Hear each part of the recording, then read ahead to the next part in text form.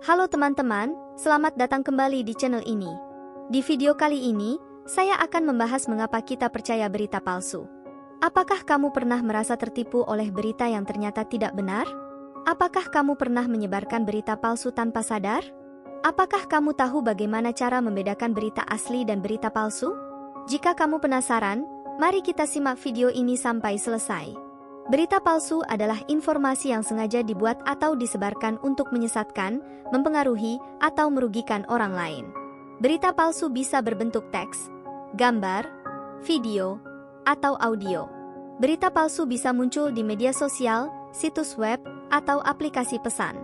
Berita palsu bisa berbahaya karena bisa merusak reputasi, menimbulkan kebencian, atau bahkan memicu konflik. Lalu, mengapa kita percaya berita palsu? Ada beberapa alasan psikologis yang menjelaskan fenomena ini. Pertama, kita cenderung percaya informasi yang sesuai dengan pandangan atau kepentingan kita. Ini disebut sebagai motivated reasoning, yaitu proses berpikir yang dipengaruhi oleh motivasi. Misalnya, jika kita mendukung salah satu kandidat dalam pemilu, kita akan lebih mudah percaya berita yang memuji kandidat tersebut dan mencela lawannya. Sebaliknya, kita akan lebih sulit percaya berita yang mengkritik kandidat tersebut dan memuji lawannya. Kedua, kita cenderung percaya informasi yang berasal dari sumber yang kita anggap kredibel atau terpercaya. Ini disebut sebagai source credibility, yaitu tingkat kepercayaan yang kita berikan kepada sumber informasi. Misalnya, jika kita mengikuti akun media sosial yang terkenal atau berpengaruh, kita akan lebih mudah percaya informasi yang dibagikan oleh akun tersebut.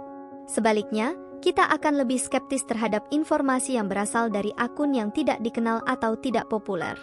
Ketiga, kita cenderung percaya informasi yang menimbulkan emosi yang kuat pada kita.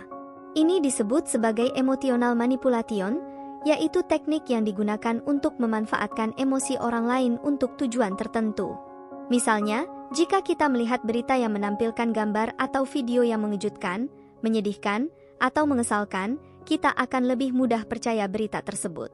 Sebaliknya, kita akan lebih acuh terhadap berita yang tidak menarik perhatian atau tidak membangkitkan emosi. Keempat, kita cenderung percaya informasi yang membagi-bagi kelompok atau golongan.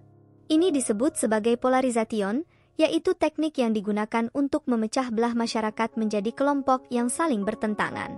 Misalnya, jika kita melihat berita yang menggambarkan salah satu kelompok sebagai musuh, pengkhianat, atau ancaman, kita akan lebih mudah percaya berita tersebut. Sebaliknya, kita akan lebih sulit percaya berita yang menunjukkan keragaman, toleransi, atau kerjasama antara kelompok. Kelima, kita cenderung percaya informasi yang merendahkan atau menyerang orang atau kelompok lain. Ini disebut sebagai discrediting, yaitu teknik yang digunakan untuk merusak citra atau kredibilitas orang atau kelompok lain.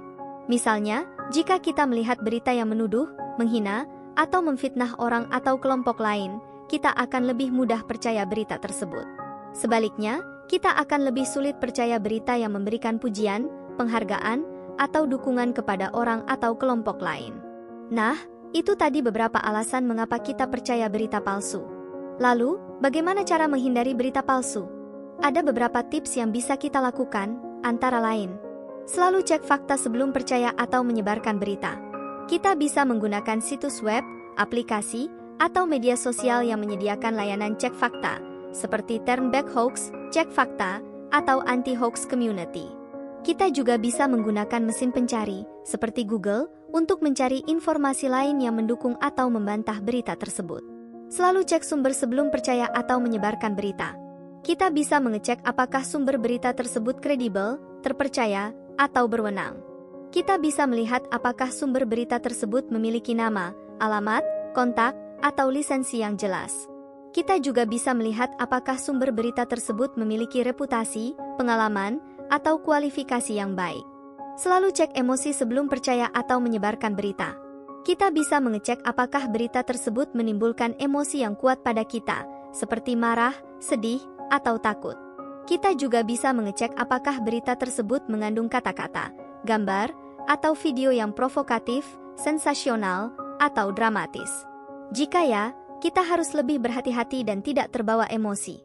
Selalu cek sudut pandang sebelum percaya atau menyebarkan berita. Kita bisa mengecek apakah berita tersebut bersifat objektif atau subjektif. Kita juga bisa mengecek apakah berita tersebut memberikan informasi yang lengkap, seimbang, atau beragam.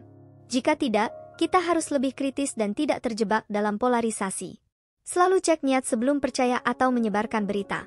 Kita bisa mengecek apakah berita tersebut bertujuan untuk memberikan informasi yang benar dan bermanfaat, atau untuk menyesatkan, mempengaruhi, atau merugikan orang lain.